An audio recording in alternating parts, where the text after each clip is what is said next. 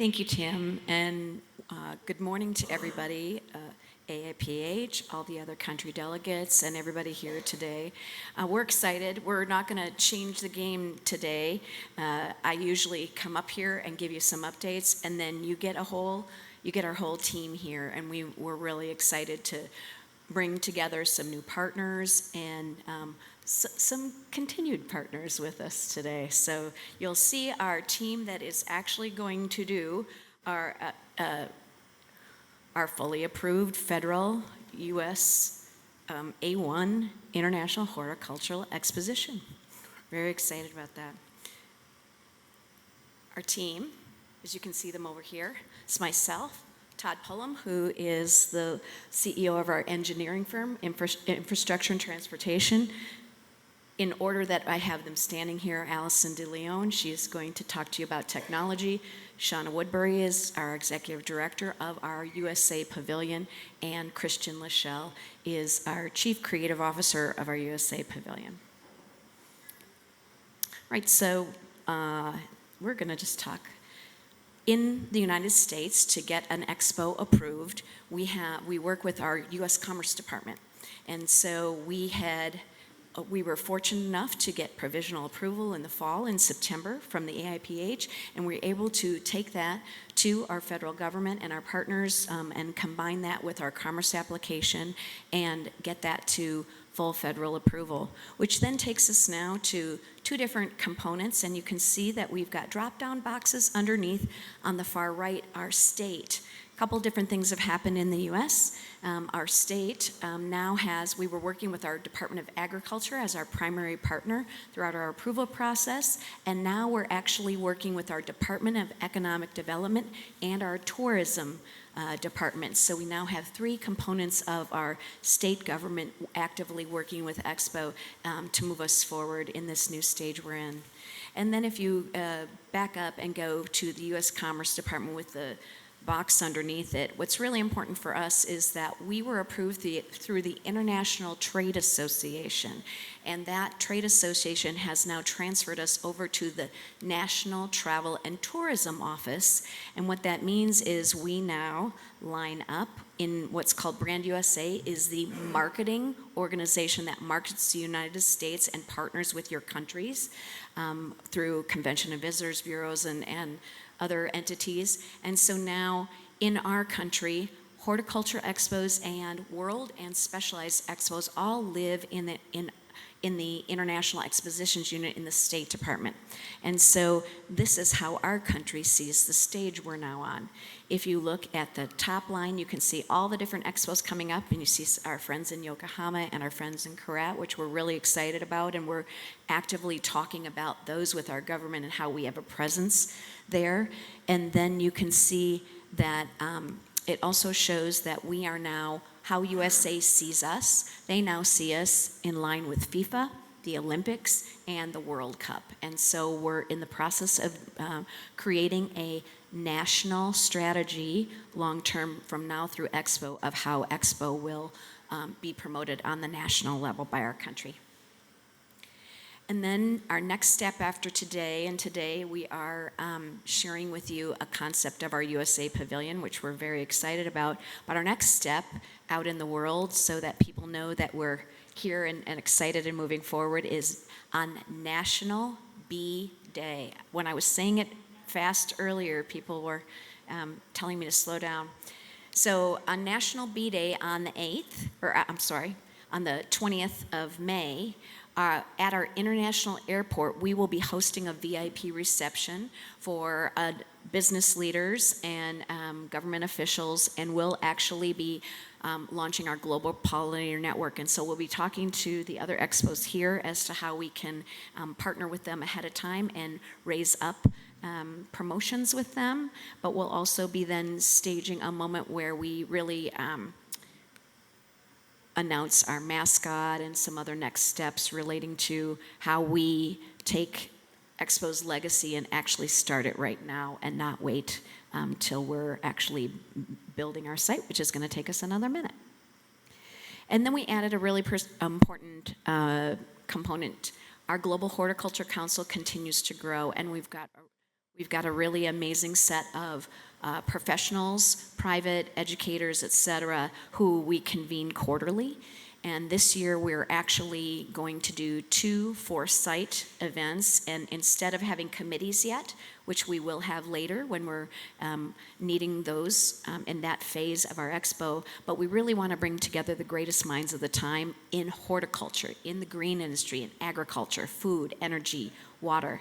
And we have a number of the biggest multinational companies in our state, and they're highly involved with getting involved with Expo. And this is the way we can get them involved now and have them collectively design with us. So if you were in Ghent, you met Richard from our team, and now he is actually leading our Global Horticulture Council, and so we've put some really great effort behind that. Now, let's go to Todd.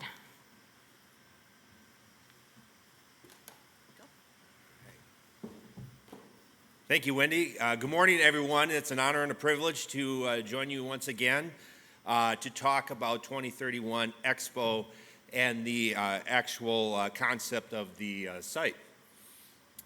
So, don't hit the blackout button, hit the forward slide button. So let me try that again. There we go. An illustrative site plan here located in the Dakota County, which of course is in Minnesota in the United States. Just to provide a little more detail, we're going to go through the site and the various zones. The current concept that you're seeing before you is inspired by accessibility, as well as providing a sense of place to enjoy, to learn, and to grow. So we have several zones that we've included here. The first one is the legacy zone, and then the arid zone, and the tropical zone, temperate zone, the continental, and last but not least, the North Star zone. And I'm going to go through all of those in a little more detail. So here in the legacy zone, we have some of the unique features that will remain as we think about post-Expo, and I'll get into that a little bit later. But having a hotel on site, as well as the Expo Hall, an amphitheater, a flag plaza, and the USA Pavilion, which Christian is going to talk about a little bit later, so super excited about that, as well as an AIPH Pavilion, and a future technology pavilion, and of course a water feature. So again, that's our legacy zone. I will talk a little bit more about what that means post-Expo, but that is a starting place. Our next zone is the arid zone, and you're going to see a lot of repetitive features here, and so I'm not going to read the slides all together, but I do want to highlight that there are a biodome in each climate zone, as well as pavilions and some other specialty type elements.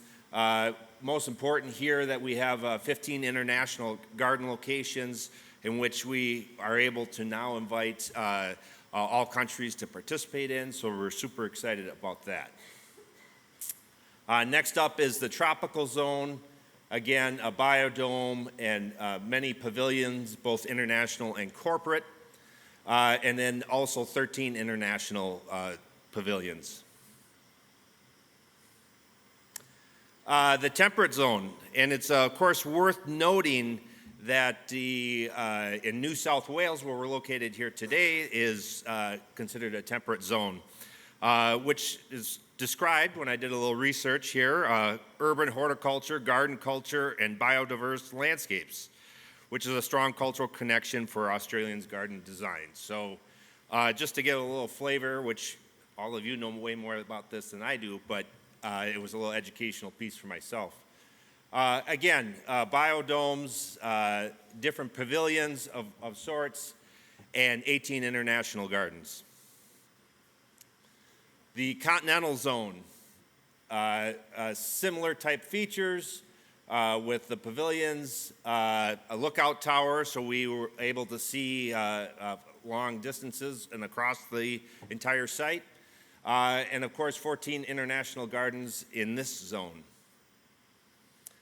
And then lastly, the North Star Zone, a little representation of our local area, including a secret garden, multimedia center, and again, opportunity for 9 international gardens.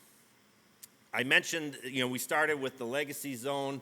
It's about, of course, designing for Expo, but also designing beyond Expo. And how can the site continue to move forward so people can learn and so communities can enjoy and utilize the space that is well intended. So this is the site that you saw earlier.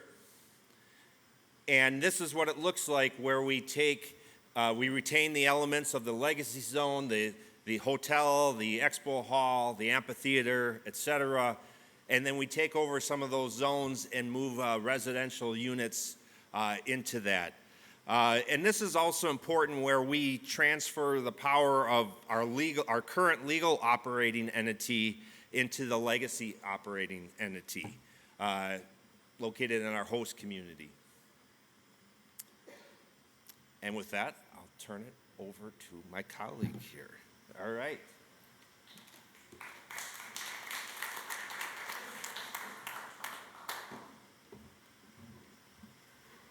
Hi, I'm Allison DeLeon, and I'll be talking about the technology piece for Expo 2031 today. And advancing the slide. Or not.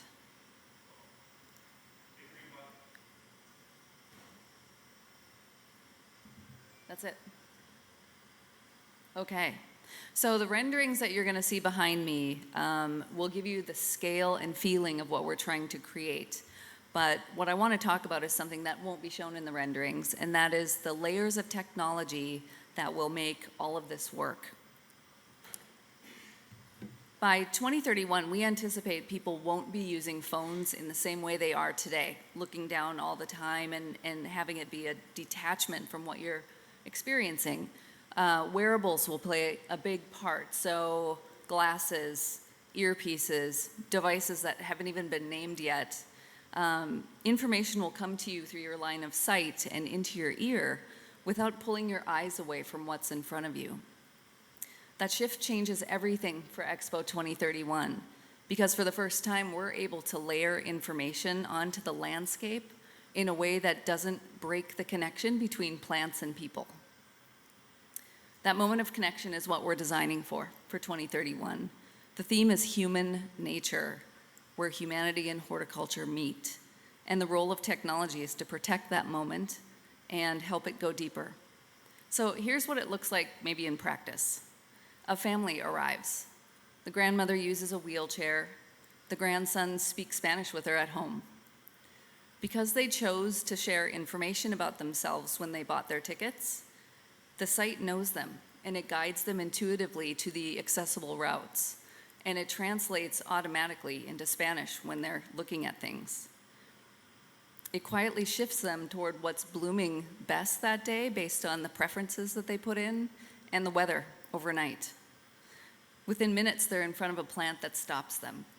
The grandmother recognizes it immediately. It's a plant that her mother grew and used in her home country. And here's what happened without them noticing.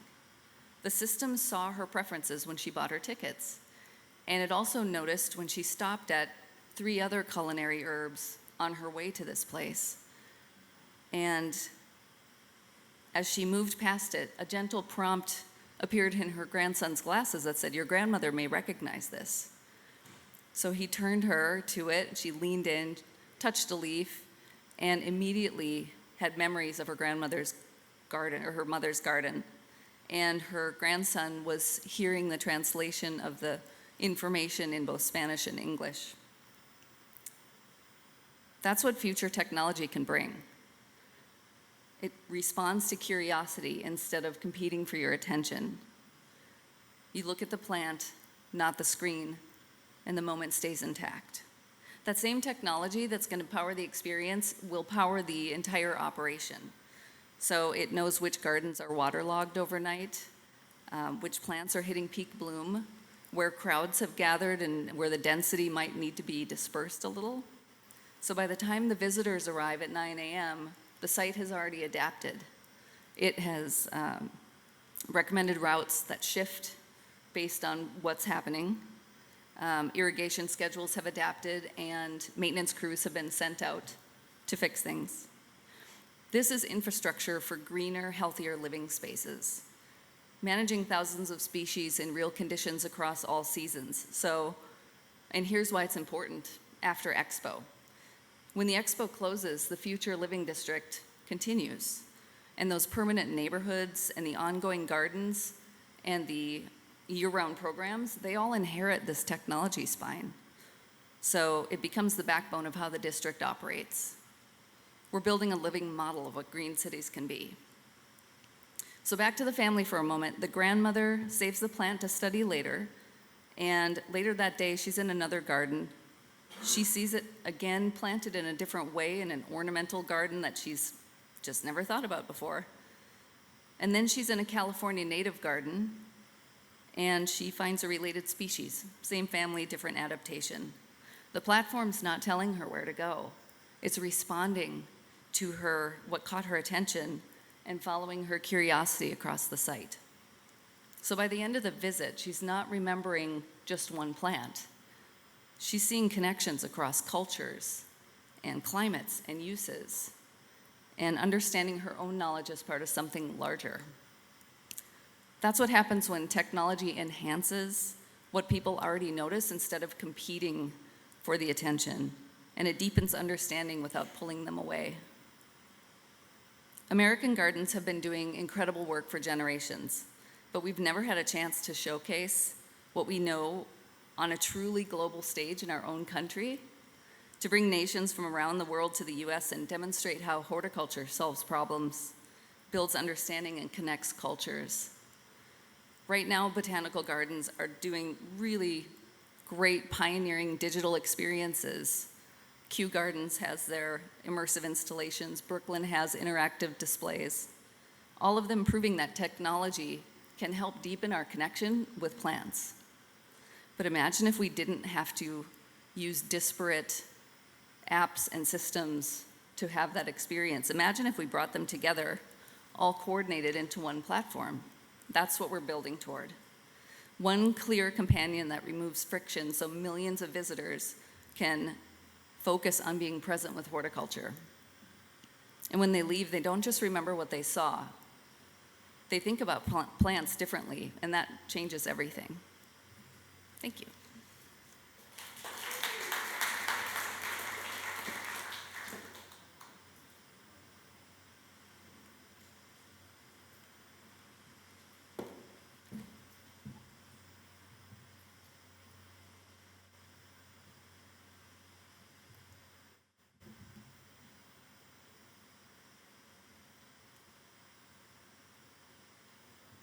Good morning, everybody. I'm Shauna Woodbury, and I was recently appointed as the Executive Director of the USA Pavilion. We're so very excited to be here today and to launch an amazing rendering and description and show you exactly what this is going to look like.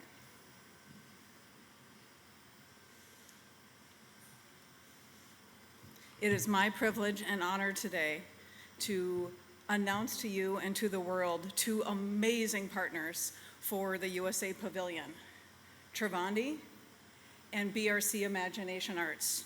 And it is my pleasure next to introduce Christian Lachelle, who's going to take us through the rendering and the amazing experience of the USA Pavilion. Thank you for letting me be here today.